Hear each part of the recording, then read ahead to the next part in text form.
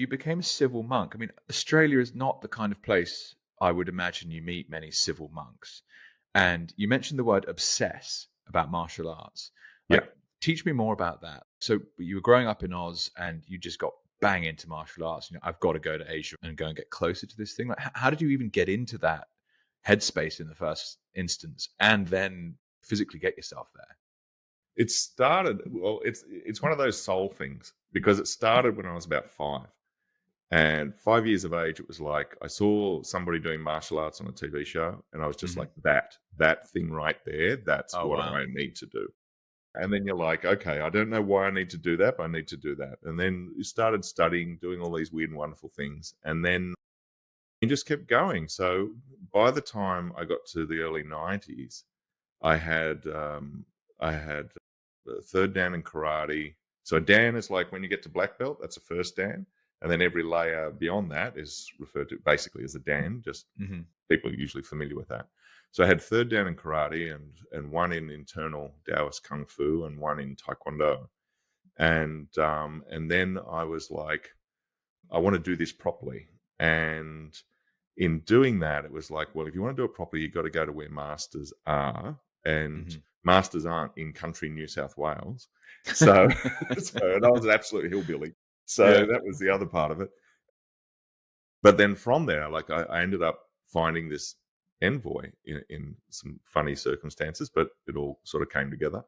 And away I went. So I went to Shaolin Temple to be assessed. And it was funny because Shaolin Temple was when I was 5. My dad showed me some footage of the Kung Fu series with David Carradine. And it was Mhm. that. And it was just like, Shaolin, I need to go Shaolin. And anyway, I'm 22, I'm at Shaolin. Wow. So, yeah. So that's sort of how I got And there. what was a day like in the Shaolin Temple? Well, the process was really interesting. A lot of people probably don't realize this now because it's really a tourist attraction. So to go to Shaolin Temple now, it's not a big deal. You just throw enough money at it, and you can go there and you can have your authentic experience. And but what people don't realize is like the Chinese government in the 90s, they decided. Well, it was actually the mid 80s. They made a movie called Shaolin Temple. It was a national crisis. So many people left their jobs to go to Shaolin Temple to learn Kung Fu after this movie came out that they actually ran from the nearest city, which is Zhengzhou.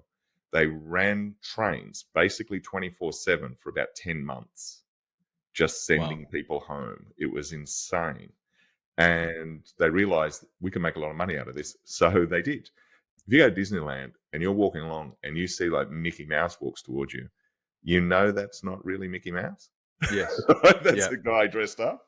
Yeah. So in Shaolin Temple, you don't have that option because they paid people to dress up as monks, and they would walk around saying "Ami Toko" to people, having photos with tourists, and it continues to this day.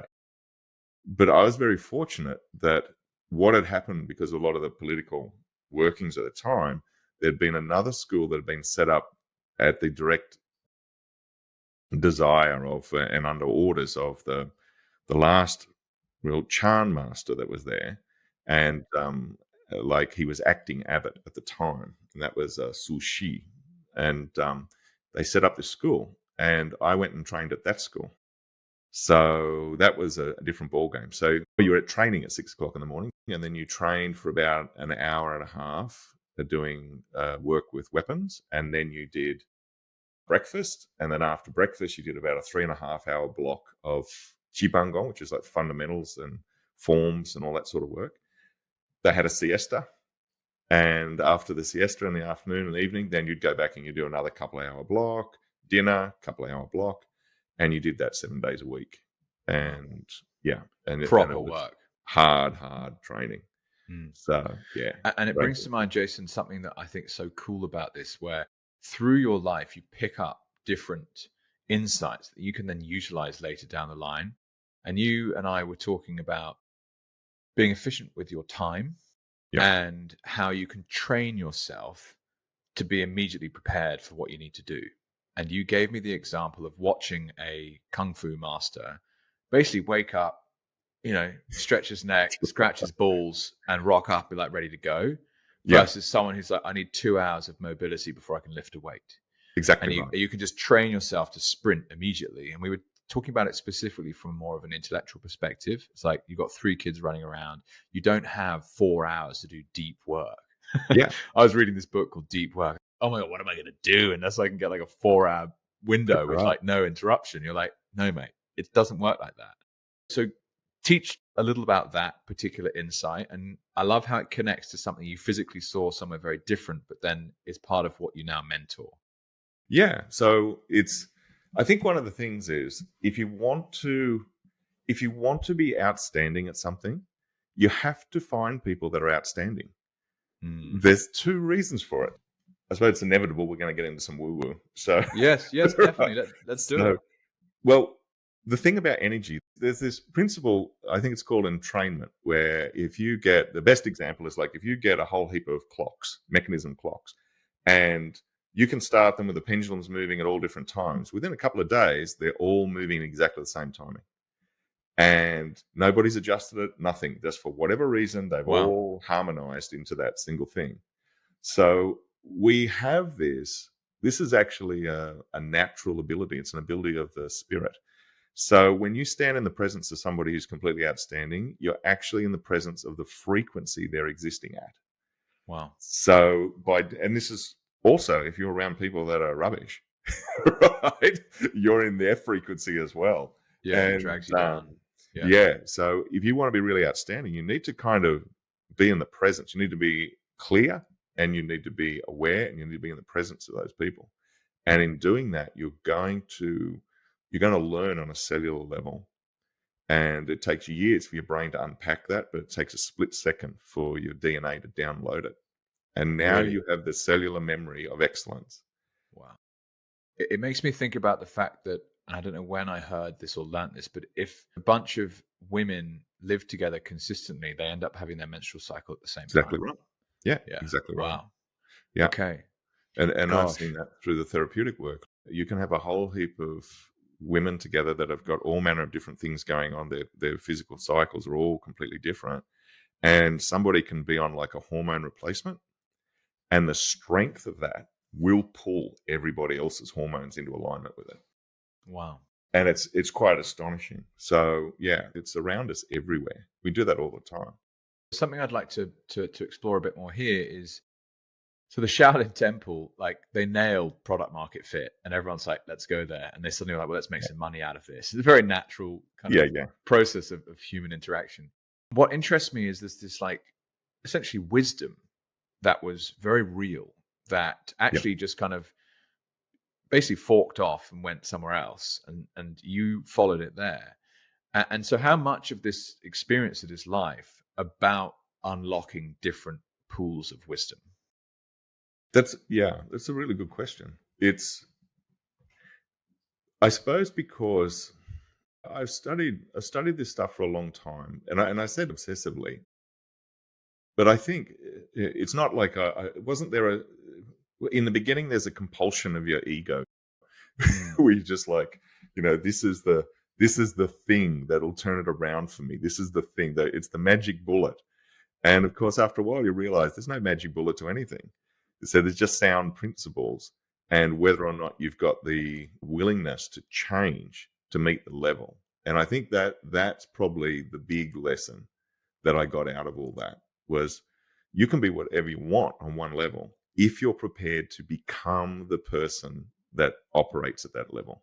mm, It is a constant problem that I see amongst people because people are a bit obsessed with things like manifestation and law of attraction, all that sort of stuff. But it comes from a premise that I'm going to stay where I am and it's all going to come to me. And it's like, that's not how that thing works. It pulls you towards where it lives. So if you're prepared, the rate at which you can change to meet the standard is the rate at which you get to move. And that was for me, that Shaolin thing was powerful because I went there. My assessment, even though I was in that tradition and for years, nearly 16, 17 years, I think.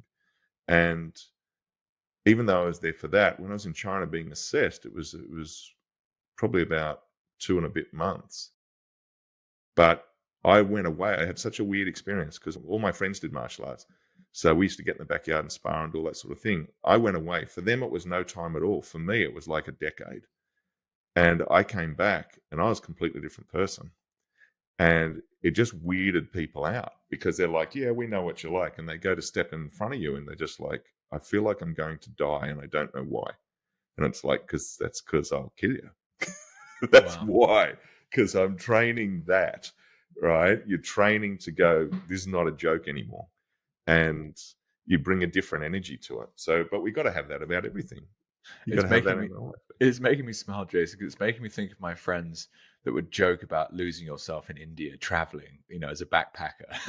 Yeah, yeah, But actually, in some ways, they've connected to something far deeper. And they do absolutely. come home and they're like, "This is fucking weird." Oh, yeah. Yeah, the subtitles. I remember because you're living with people who, for them, being skilled at martial arts is a way out. They're Mm, hungry. I was mm, hungry. mm. And that was the thing. So for them, it's a way out. You got people whose whole possessions, apart from the clothes on their back that they wear to training, everything fits in a little toiletries bag, and that's what they've got. That's all their possessions. Same people, immensely generous, immensely kind, but devoted, Mm. absolutely devoted to bettering themselves because they know that's the way you get there. And then you come home and everything's got subtitles on it. Your mates are talking about how tough their lives are. They're so broke. And it's like, well, I don't understand why you're so broke. Oh, because I went out drinking on Monday and then I went out on Tuesday and Wednesday. And now I want to go out on Friday, but it's Thursday. So I can't go out because I want to have a big weekend. And you just got these subtitles like, WTF, like, what am I listening to? This is Wow. the most ridiculous thing I've ever heard, you know? And one of those really hard parts about that as well is what you knew as normal is no longer normal. Absolutely. And you Normal is the key see, word. and I mean, to touch on outstanding as a word, like if you want to be outstanding at something, by definition, you have to leave other things behind. And Yeah. so it's quite hard, frankly, because you're like, oh, that felt nice, but now it doesn't feel right. Yeah. And it's the hardest thing about it, because we've spoken a bit about this in mentoring, is that when you say this to people, people are a bit shocked initially when you say, okay, if you want to be in the top 1% of something, you have to get to the point where you no longer care what 99% of people say or think about you. Mm, You must simply make it irrelevant. Why would I care about that? Why am I listening to people that don't want to lift? They don't have to do what I'm doing. But if I'm aiming at excellence, absolute excellence, I cannot be listening to people who think that mediocre is okay. And the problem is that's like most people. yeah, by So, definition. yeah, absolutely. So it's Yeah. very difficult. Everywhere you go, you're surrounded by it. And you've just got to be able to hold that vision of what you're creating, allow it, you got to hold it absolutely solid and safe and still. And you have to protect it with your life because that's actually what you're going to pay for it. So you've got to have that so protected. And at the same time, you can't hold it too tight.